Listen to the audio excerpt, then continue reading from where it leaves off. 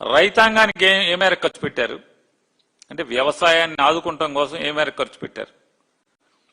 పరిశ్రమలు రావడం కోసం ఏం ఖర్చు పెట్టారు? చదువు కోసం ఏం ఖర్చు పెట్టారు? అంటే పిల్లల్ని చదివించడం కోసం, విద్యా అభివృద్ధి కోసం ఏం ఖర్చు పెట్టారు? మౌలిక సదుపాయాల కల్పన కోసం ఏం ఖర్చు పెట్టారు? ఏం ఖర్చు పెడతామని చెప్పారు? ఎంత ఖర్చు పెట్టారు?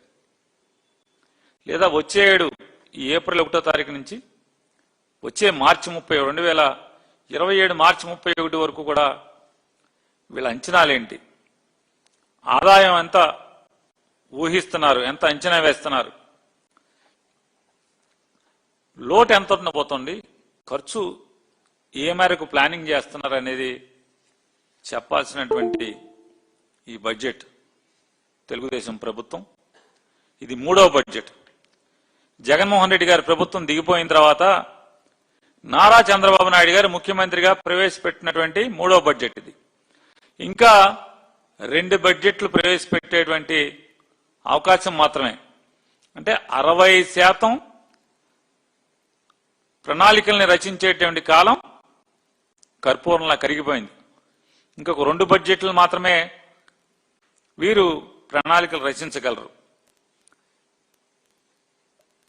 చూస్తే మొత్తం బడ్జెట్ అంతా ఏం జరిగిందా మొత్తం చూస్తే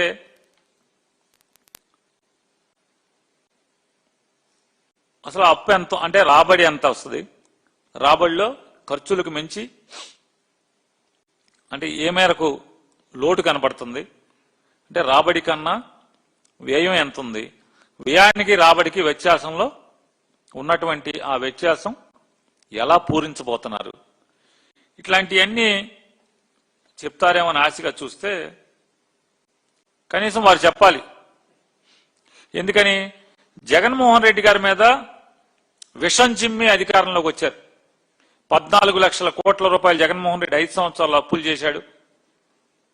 మేము జగన్మోహన్ రెడ్డి గారు అప్పు తీర్చడమే కాకుండా 14 లక్షల కోట్లు 5 ఏళ్లలో చేసిన 14 లక్షల కోట్లు అప్పు తీర్చేస్తాం, సంపద సృష్టిస్తాం, అప్పు చేయకుండా సంక్షేమ బాటను నడిపిస్తాం, ప్రగతి బాటను పరిగెత్తిస్తామని చెప్పి నారా చంద్రబాబు నాయుడు గారు అనేక సొరకాయలు కోశారు.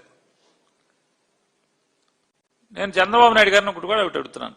ఈ బడ్జెట్లో మీరు కింద బడ్జెట్లను, కిందటి బడ్జెట్లను, ఆ ముందటి బడ్జెట్లను మీరు ఎక్కడన్నా